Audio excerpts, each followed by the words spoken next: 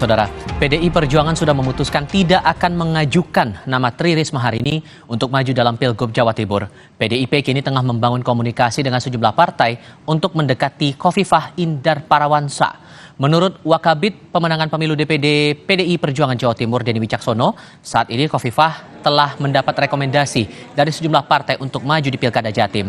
Partai kini fokus melakukan penjaringan kader untuk mencari calon pendamping Khofifah, diantaranya Bupati Trenggalek Muhammad Nur Arifin, Bupati Sumeneb Ahmad Fauzi, dan Bupati Kediri Hanindito Himawan Permana.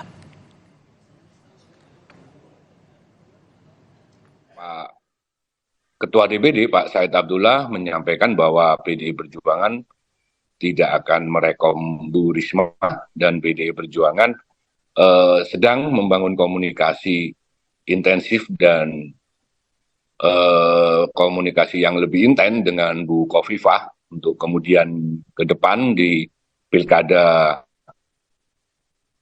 Jawa Timur, Pilgub Jawa Timur nanti untuk bisa bekerja sama. Nah, kita sedang membangun komunikasi juga dengan partai-partai tersebut dan partai-partai yang lain juga, karena kami menyadari PDI Perjuangan di Pilkada kali ini, Pilkada Gubernur Jawa Timur kali ini, kami tidak bisa maju sendiri karena kursi kami kurang.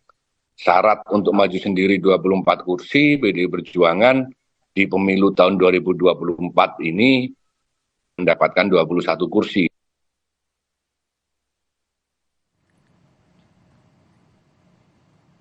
Menanggapi pernyataan Ketua DPD PDI Perjuangan Jatim, Said Abdullah yang memberi sinyal kuat akan mengusung dirinya di Pilgub Jawa Timur, Khofifah mengucapkan terima kasih.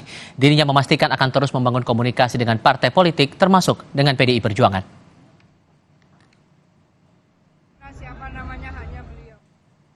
Bu, menanggapi Pak Said tadi akan merapat ke Ibu tadi, Bu, gimana Bu tanggapannya?